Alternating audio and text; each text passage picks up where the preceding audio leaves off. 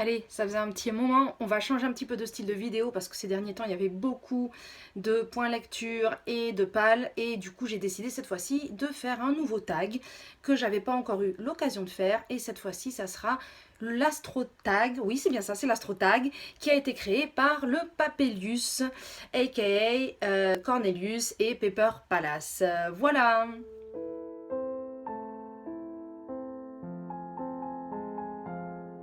Alors une fois n'est pas coutume, j'ai décidé pour faire ce tag d'éviter en fait de revenir sur des lectures récentes parce qu'il y a quand même certaines lectures dont j'ai parlé à plusieurs reprises donc je ne vais pas revenir dessus et aussi pour rendre l'exercice un petit peu plus difficile parce que c'est surtout sur des lectures qui nous ont laissé des impressions et c'est vrai que très souvent, on a tendance à se remémorer les lectures les plus récentes, forcément, plus facilement. Voilà, donc cette fois-ci, j'ai fait exprès de me forcer un petit peu, d'essayer de repenser à des lectures un petit peu plus anciennes, dont j'ai pas encore parlé sur ma chaîne, mais qui m'ont quand même marqué d'une façon ou d'une autre, et pour lesquelles j'ai des opinions plutôt différentes.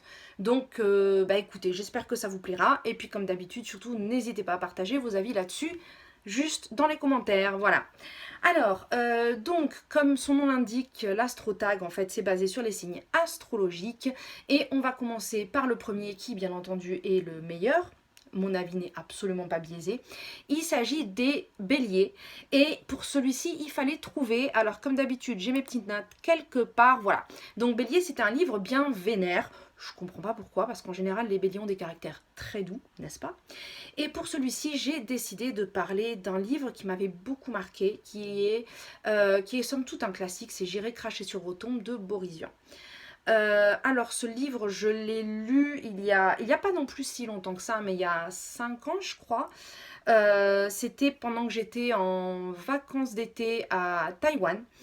Et je m'en rappelle très bien en fait tout simplement parce que j'étais dans une auberge de jeunesse dans lesquelles en fait c'était des cabines de 2 lits pour lesquelles il y avait une porte d'entrée un petit peu comme une petite chambre, sauf que les murs n'allaient pas jusqu'au plafond et que donc quand on dormait en haut, ben si on mettait le nez un petit peu au-dessus du mur, on voyait tout le monde. Bref, tout ça pour dire que du coup on était à peu près, on avait l'impression d'être 200 dans la même pièce puisqu'il y avait à peu près 200 personnes et que ce manque de hauteur de mur fait que c'est comme si on était tous exactement dans la même pièce, voilà.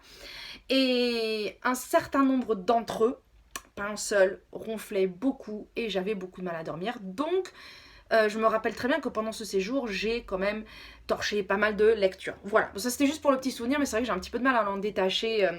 En fait, toutes les lectures que j'ai fait dans cette période-là, je me revois dans le lit en haut en train de me dire quand est-ce qu'il faut arrêter de ronfler. Voilà. Donc, j'irai cracher sur vos tombes.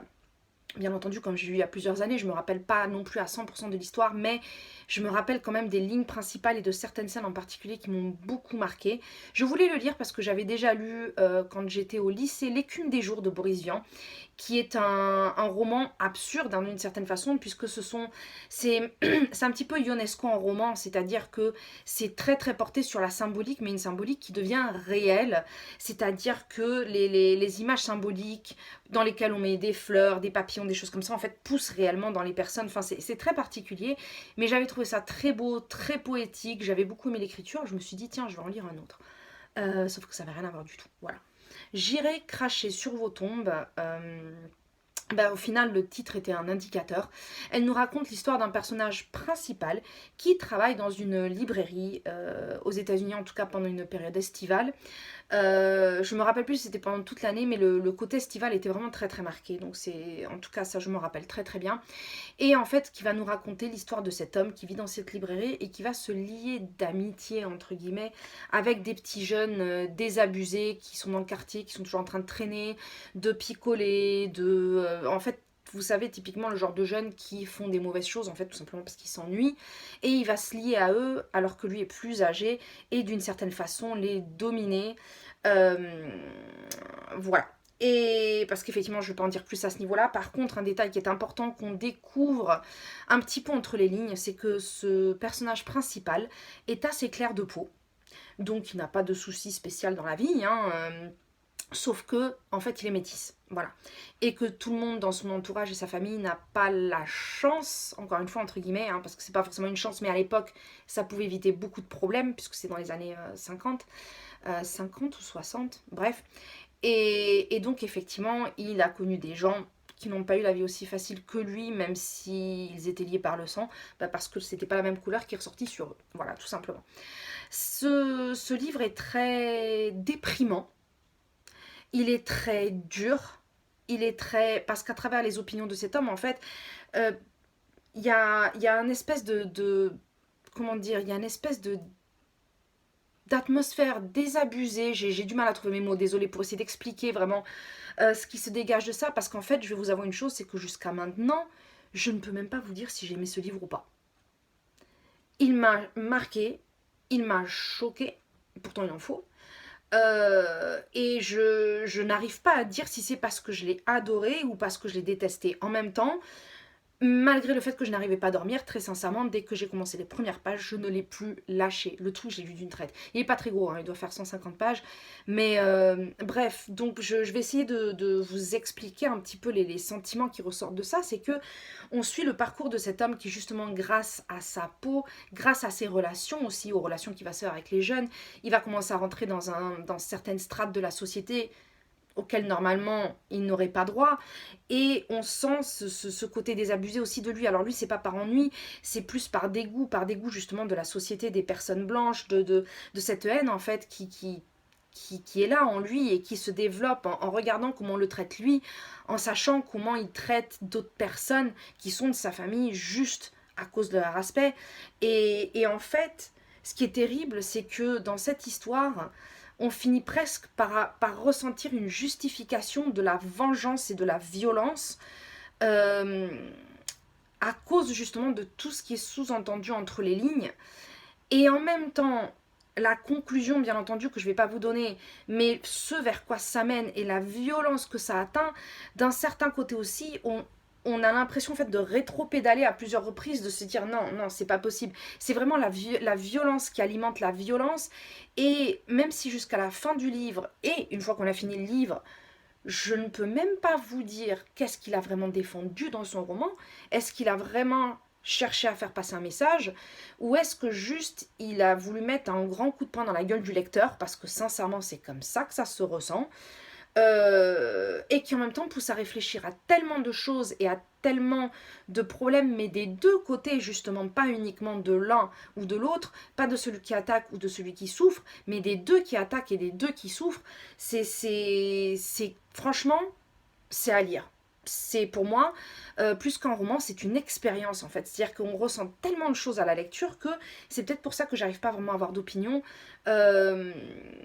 Il est marquant, il fait réfléchir sur des tonnes de choses et on n'a pas du tout l'impression d'avoir lu un livre, mais plutôt d'avoir vécu quelque chose. Voilà, c'est très très particulier et je pense que d'une certaine façon, je lui ai quand même mis une bonne note sur Babelio, parce qu'une très bonne note même, parce que pour être marquant à ce point, je pense pas que je puisse dire que j'ai détesté ce livre. Je l'ai très mal vécu en fait de le lire. Et en même temps, j'en ai tiré quelque chose de très fort. Voilà. Donc je pense qu'il allait très très bien dans cette catégorie. Voilà. Alors, comme tout le monde le sait, il y a 12 signes astrologiques. Donc je me suis dit, je vais éviter de passer trop de temps sur chaque bouquin. Résultat des courses, j'ai déjà beaucoup trop parlé. Eh ben voilà, pour changer. Bref, je vais essayer quand même d'accélérer un petit peu plus sur les autres. Mais celui-là m'a tellement marqué que je pense justement que il méritait quand même d'avoir une place un petit peu particulière. Voilà. Alors, le deuxième, il s'agit de Taureau, un livre qui donne faim. J'ai réfléchi un petit peu parce que je ne pensais pas avoir beaucoup de livres qui correspondaient à ça, jusqu'à ce que je me rappelle de Beignets de tomates vertes de Fanny Flagg. Alors, pour ceux qui ne connaissent pas, Beignets de tomates vertes nous raconte l'histoire d'une dame retraitée qui va recevoir la visite d'une autre femme. Je me rappelle plus des noms, je suis vraiment désolée parce que comme ça fait un moment, mais bref. Donc il y a cette femme, encore une fois, qui est un petit peu, comment dire, c'est la typique quarantenaire qui est encore une fois désabusée par la vie parce qu'elle s'ennuie, elle est femme au foyer, elle voit bien que son mari s'en fout un petit peu d'elle, mais c'est en même temps une femme qui s'est toujours beaucoup effacée pour les autres, pour ses enfants, pour son mari, et qui se rend compte qu'en fait elle n'a pas de vie, elle n'existe pas d'une certaine façon. Et quand elle va rendre visite à sa belle-mère dans cette maison de retraite, donc elle accompagne son mari, sauf que elle apprécie pas spécialement sa belle-mère, elle s'en fout un petit peu, et donc elle passe plus de temps dans la salle d'attente à s'auto-déprimer ruminer et à s'auto-critiquer en fait un petit peu dans sa tête jusqu'à ce qu'elle rencontre cette autre vieille dame. Donc je crois que c'était Nini, quelque chose comme ça. Et elles vont se lier d'amitié au fur et à mesure justement de ces visites. Il y a une histoire très très forte, il y a quelque chose de très fort qui va se passer entre ces deux femmes. C'est quelque chose qui est absolument adorable et cette vieille dame justement va lui raconter sa vie au travers au travers du Whistle Café, qui est un café pour lequel elle a travaillé, dans lequel sa famille a vécu et dans lequel les blancs et les noirs vivaient ensemble en même temps. Ça se passait dans les années 40 et toutes ces histoires en fait vont en fait nous raconter, encore une fois, les problèmes de ségrégation, les problèmes entre les noirs et les blancs, mais aussi, encore une fois, des deux côtés, qu'il y avait non seulement des gens bons, mais des gens qui voulaient justement essayer d'effacer ces différences, essayer de vivre ensemble et justement de s'entraider d'une façon ou d'une autre. Et franchement, il y a des passages, bien entendu, qui sont durs, parce que la vie à cette époque-là, voilà, que ce soit d'un côté ou de l'autre, c'était pas forcément évident, que ce soit quand on était noir, bon, ça c'était à peu près pour tout, hein, et quand on était blanc, si on n'avait pas les moyens, ou si on était une femme, parce que ça aussi, c'était quelque chose de particulièrement, et ça traite aussi de l'homosexualité puisque l'un des personnages, l'une des femmes en fait dans l'histoire est lesbienne et va tomber amoureux d'une autre femme et ça c'est encore un autre problème effectivement qui va être développé. C'est un livre qui parle de beaucoup de problèmes très liés à cette époque mais au final qu'on a toujours, même si on a un petit peu plus appris à vivre avec et qu'ils ont été un petit peu atténués, mais ça reste quand même des problèmes qui sont toujours un petit peu sous-jacents. Et les personnages étaient absolument géniaux. Les histoires, toutes en tant que telles, étaient vraiment très intéressantes, très bien traitées. Il n'y a aucun... il y a beaucoup d'humour, il y a beaucoup de tendresse. Malgré la dureté, il n'y a jamais de misérabilisme. On comprend toutes les situations. Bref, c'était vraiment très très bien. Il y a la suite d'ailleurs qui est sortie, je crois, l'année dernière, mais je ne l'ai pas encore lue. Et pourquoi est-ce qu'il donne faim? Parce que, comme son nom l'indique, beignet de tomates vertes, non seulement vous donne la recette de beignet de tomates vertes, qui apparemment était le plat principal et le plus apprécié du Whistle Café, qui est au centre justement de toutes ces histoires où les gens se croisent. Mais en fait, à la fin du livre, on vous donne toutes les recettes dont il parle pendant l'histoire, qui sont servies pendant l'histoire. Et très sincèrement qui donne vraiment faim puisqu'en plus de ça tout est fait à base de produits de jardin, de produits naturels, de choses très très saines et ce sont aussi ces plats qui vont parfois atténuer les histoires, qui vont lier certains personnages donc voilà, donc je trouvais que ça collait très très bien à ce signe, au taureau, un livre qui donne faim, voilà. Le suivant, il s'agit de Gémeaux, un livre qui cache bien son jeu. Et là, je vais vous parler d'un graphique qui a été l'un de mes plus gros coups de cœur pour un graphique, je crois, de toute ma vie, qui s'appelle Là où vont nos pères de Sean Tan. Je vais absolument essayer de vous mettre quelques inserts, si c'est pas pendant que je parle maintenant, je vous les mettrai à la fin. Parce que en fait je l'ai juste choisi pour la couverture que j'avais trouvé sympa. J'aime beaucoup les graphismes un petit peu en sépia comme ça, qui font un petit peu vieille photographie. Et en fait c'est un graphique sans parole, il n'y a que des images. Mais ce qui est véhiculé à travers les images, dont déjà les graphismes sont absolument sublimes. Moi personnellement j'en suis tombée complètement amoureuse. J'attends en fait d'avoir un autre logement, en fait de bouger. Et clairement c'est quelque chose que j'ai dans ma tête depuis que je l'ai lu. Je vais faire imprimer certaines pages, je vais les encadrer et je vais les mettre. Parce que très sincèrement, donc c'est un livre, au début on ne sait pas bien de quoi ça parle. Et à travers les images, en fait, il y a beaucoup de symbolique. Il y a un côté très surréaliste, en fait. On a l'impression de se retrouver un peu dans des peintures surréalistes, mais en version monochrome, où les sentiments sont des monstres, des dragons, des choses qui apparaissent, des figures géométriques un petit peu, qui ont des drôles de positions dans l'espace. Et en même temps, c'est une symbolique tellement forte qu'elle est facile à comprendre. Et en même temps, en lisant des avis sur cette bande dessinée, je me rends compte, sur ce graphique, pardon, puisqu'en plus de ça, il n'y a pas du tout de dialogue, il n'y a rien, c'est que on interprète tous d'une façon différente. Et ils nous touchent tous d'une façon différente.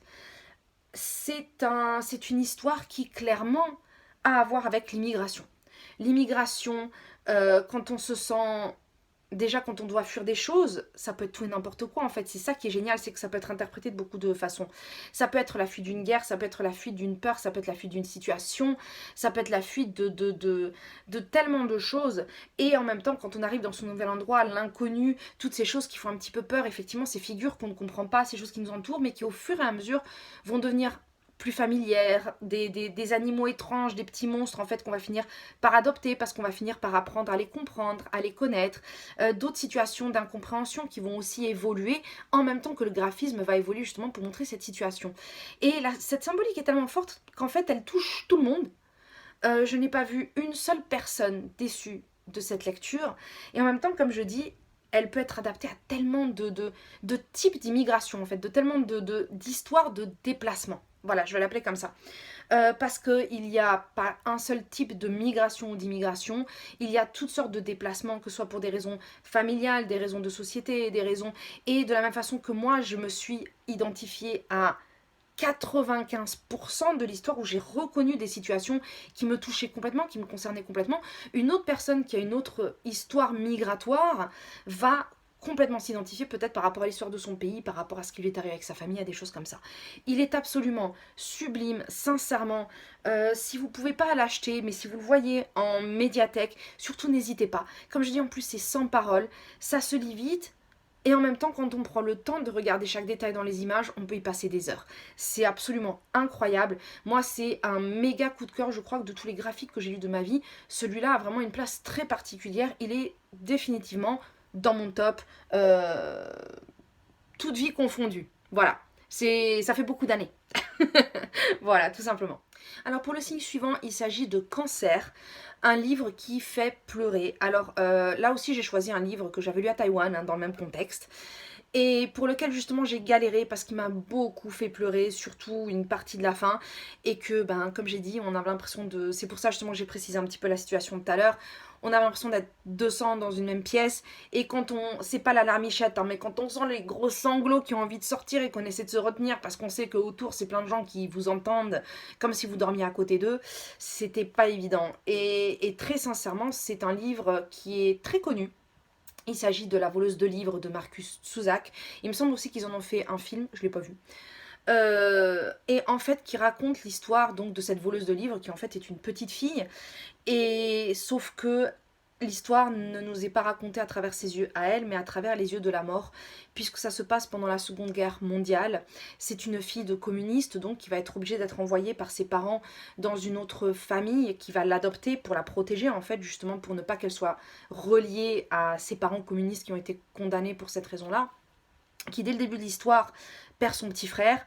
Ça, c'est le premier chapitre, hein, donc, et les chapitres sont très courts, donc là je ne vous dévoile rien. Sauf qu'effectivement, très vite, on se rend compte que c'est la mort qui raconte cette histoire. Et le fait que ce soit la mort qui raconte, d'un côté ça peut faire mal au cœur, et puis en même temps, elle est toujours là, hein. Elle est toujours là parce que la mort c'est quelque chose qui nous touche tous, qui nous concerne tous, on va tous y passer. Et à une période comme ça de guerre, bien entendu, elle rôde en permanence parce que y a des corps à ramasser sans arrêt. Et on va avoir sa vision à elle, ses impressions, comment elle voit aussi cette petite fille, comment elle va s'attacher à elle, parce que cette petite fille va frôler la mort à plusieurs reprises et à chaque fois elle va lui échapper. Et donc elle va s'intéresser à cette petite, de se dire comment est-ce qu'à chaque fois je la croise, pourquoi est-ce que je la vois autant, et au final je ne l'emporte jamais avec moi. Et elle l'a surnommée la voleuse de livres parce qu'effectivement la première fois qu'elle se croise, elle va voler un livre. C'est une petite fille qui ne sait pas encore lire, mais sa famille d'adoption va lui apprendre à lire. Et elle va se découvrir une passion pour les livres, une passion pour la littérature qui va toujours la suivre. Et donc déjà ce point de vue très original. En plus, bien entendu, je pense que là on est tous concernés encore une fois, c'est que c'est pas la première fois qu'il y a des livres qui parlent de livres et de littérature, mais quand on a un amour pour les livres, on ne peut pas ne pas être touché en plus par quelqu'un justement qui a une passion pour les livres, qui vit tellement grâce aux livres. Et en fait, on va voir l'histoire de cette petite fille dans son quartier en Allemagne où elle est... je sais plus si c'était Dresde ou Munich par contre, mais c'était quelque part dans le sud de l'Allemagne. Et effectivement donc toute l'histoire de la vie d'elle et de ses autres enfants dans cette rue, il y a toutes sortes d'enfants. La guerre a déjà commencé, la guerre est déjà entamée, c'est bien pour ça que c'est pas vraiment tout condamné, mais on n'a pas encore atteint effectivement le stade où on se retrouve avec les camps de concentration, mais bien entendu ça va venir par la suite. Mais c'est une histoire qui, encore une fois, il n'y a pas de misérabilisme, ça c'est quelque chose que j'aime beaucoup, c'est-à-dire qu'on suit l'histoire comme si on était, ça n'est pas fait pour pleurer dans les chaumières. linéaire, ça n'est pas fait pour dire qu'on ne force pas sur la tristesse, sur les sentiments ou quoi que ce soit. Non, non, on suit l'histoire de cette petite fille et très sincèrement, je vais vous dire, une bonne partie du livre est très drôle. Il y a des situations vraiment qui sont à mourir de rire parce que la vision des enfants sur certaines choses, sur certains... ouais, leur façon de voir les choses, franchement, est absolument adorable et parfois très drôle. C'est un livre que j'ai beaucoup aimé, mais effectivement, quand on connaît l'histoire, quand on sait ce qui va se passer, où ça va aller, mais qu'on ne sait pas effectivement qui on va perdre dans l'histoire ou pas, hein, ni comment d'ailleurs, et qu'on souhaite bien entendu que les personnages qu'on connaisse n'y aient pas droit.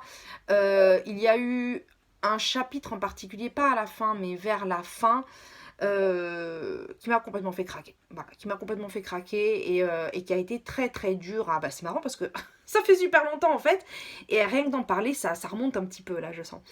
Bref, donc voilà. Donc, comme je ne veux pas spoiler l'histoire, par contre, j'aimerais bien savoir s'il y a des gens qui ont lu ce livre, si vous comprenez de quel passage je parle. Je pense que oui. Et puis finalement, la fin de l'histoire qui laisse un petit côté doux amer et qui fait que j'ai beaucoup aimé ce livre. Voilà. Donc franchement, n'hésitez pas. Et comme j'ai dit, malgré la tristesse de certains passages, il y a vraiment des chapitres entiers qui sont vraiment super à lire. Voilà. Ses parents adoptifs sont géniaux. C'est des personnages un petit peu particuliers, pas vraiment. C'est des personnages au final qu'on peut croiser tous les jours, mais qui sont toujours un peu romanticisés dans les histoires. Et puis en fait là, pas du tout. Et c'est assez drôle, franchement. Voilà, il y a toutes sortes de personnages. Franchement, j'ai beaucoup aimé. Alors on va passer au suivant.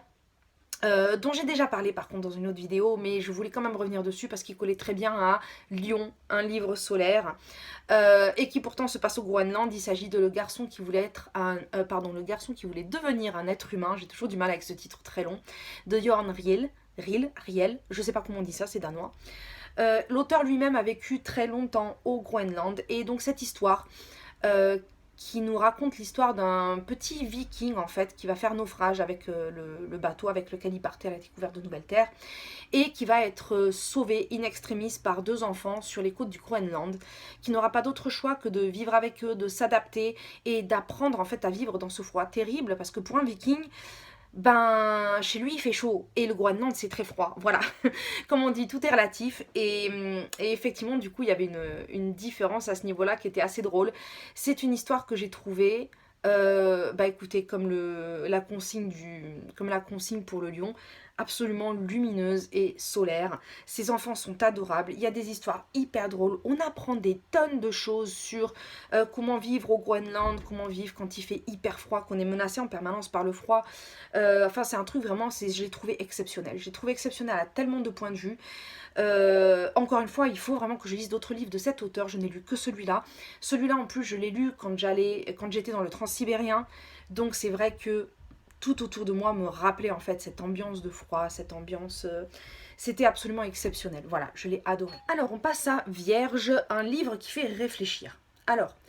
Là, il y avait beaucoup de choix, un livre qui fait réfléchir, mais je savais déjà que j'allais de toute façon piocher dans la science-fiction. Puisque pour ceux qui n'ont pas forcément vu mes autres vidéos, comme je l'ai expliqué, pour moi la science-fiction est une littérature qui fait réfléchir déjà en soi. C'est une littérature du si, c'est-à-dire que toutes les situations sont toujours et s'il se passait ci, et s'il se passait ça. Et à partir de là, en fait, la science-fiction nous permet une réflexion sur le futur de notre société que d'autres romans n'abordent pas forcément. Voilà.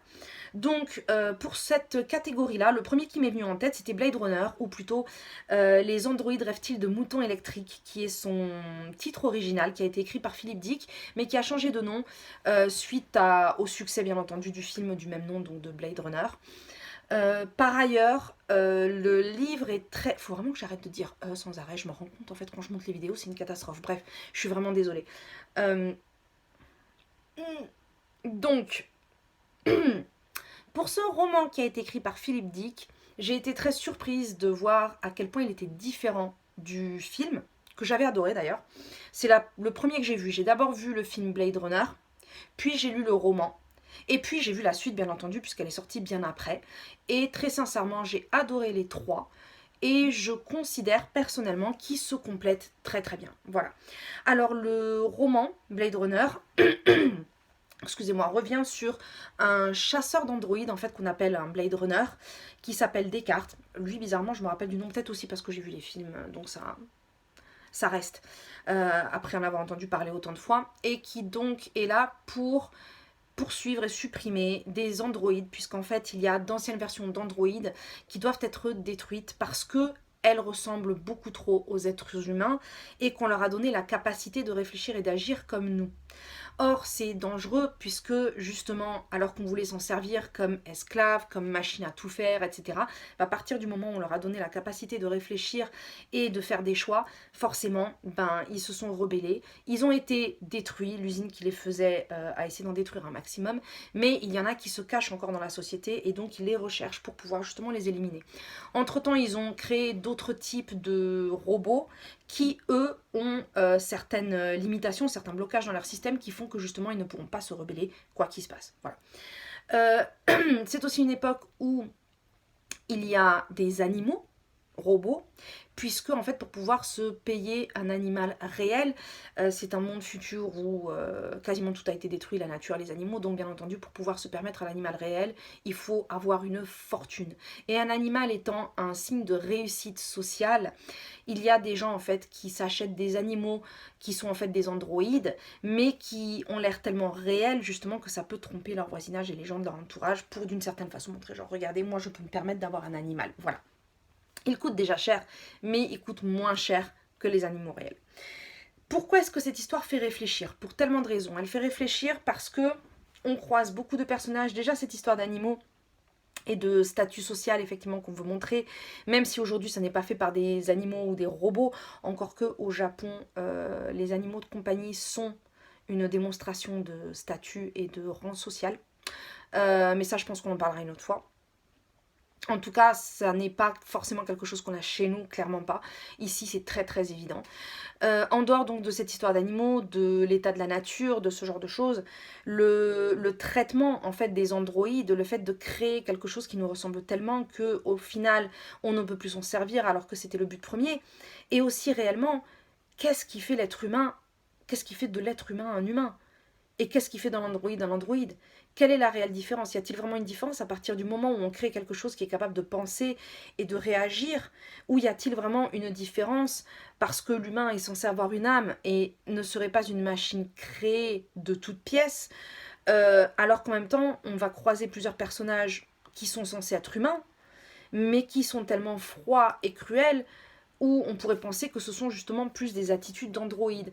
Ça fait vraiment poser beaucoup de questions sur nos capacités, ce qu'on est capable de produire, la science, la technologie, jusqu'où on peut aller, quelle est la ligne à ne pas dépasser pour ne pas aller trop loin, qu'est-ce que c'est que d'aller trop loin, qu'est-ce qui définit l'être humain, qu'est-ce qui définit la société humaine, est-ce qu'on est remplaçable ou pas, est-ce que... Bref, donc il y a tout ce côté-là qui est vraiment très poussé, et en même temps pas forcément dans l'histoire, mais qui pose juste les choses là, et qui fait qu'au fur et à mesure que c'est posé, on ne peut pas s'empêcher de réfléchir à tout ça. Ce sont des choses ensuite qui sont devenues très récurrentes en science-fiction, mais qui à l'époque de Philip Dick n'étaient pas forcément très très répandues. Philip Dick, avec sa paranoïa réelle et ses gros problèmes de schizophrénie, puisqu'il me semble qu'il avait une schizophrénie, je me rappelle plus vraiment de quel type, mais il avait vraiment des gros problèmes psychiatriques. Et effectivement, mais qui ressortait dans ses livres, et en même temps, qui amenait des idées effectivement à des réalités, des choses auxquelles on ne pense pas forcément et qui étaient assez novatrices à l'époque. C'est d'ailleurs, pour ceux qui n'ont pas encore lu, ce sont les idées de Dick et ces types de romans qui ont donné des idées à beaucoup de films de science-fiction comme Matrix par exemple. Le premier Matrix en particulier, effectivement, de savoir si nous sommes dans une réalité fictionnelle, dans une réalité réelle ou quelque chose de créé, enfin, ou si à quel point on en dépend, voilà, tout ce genre d'idées. Bref, voilà, donc c'est définitivement un livre qui fait réfléchir. Si vous avez la flemme de le lire, vous pouvez toujours regarder le film. Le premier était absolument génial. Mais comme je l'ai dit, les trois se complètent vraiment. Le premier était génial, mais je trouve que le dernier aussi a gardé cet esprit. Il a été très critiqué par son côté contemplatif, mais franchement, quand on regarde le premier, c'était très contemplatif aussi. Donc peut-être parce qu'il a été mis au rang de classique de la SF en tant que film, Les gens s'attendaient à autre chose quand le deuxième est sorti. Mais très sincèrement, non, je trouve qu'il se suit très très bien. Voilà, beaucoup de questions sans réponse. Ah, j'ai oublié d'ailleurs, il y avait une espèce de religion aussi dans le film. Dans le film, non, justement, pas dans le film, dans le livre. Je suis désolée si je mélange un petit peu les trois par contre. Qui était une religion un petit peu étrange, qui rejoignait un petit peu le mythe de Sisyphe, en fait, qui a toujours ce poids à porter, qui continue de monter sur une montagne. Enfin, c'est très très particulier, mais je ne vais pas vous raconter toute l'histoire en détail. Je préférerais très sincèrement que vous le découvriez par vous-même. Et si vous n'avez jamais lu, et surtout si ça vous inspire pour le lire, venez m'en parler après, même si c'est par MP, parce que vous voulez, sur Insta, enfin, on s'en fout. Mais c'est vraiment un livre que j'ai beaucoup beaucoup aimé et qui, je trouve, fait partie de ces livres où quand on les lit, on se dit et puis en fait, ce sont des livres, vous savez, qui nous restent tellement dans la tête, même des années après, qu'en fait, on ne s'en détache jamais et qu'ils restent toujours dans un coin qui fait que des fois, quand on voit des choses où si, la même réflexion nous revient et on se rappelle encore une fois de ce livre. Il n'y a pas beaucoup de livres qui font ce type d'effet et celui-là, en tout cas, pour moi, en fait partie. Voilà.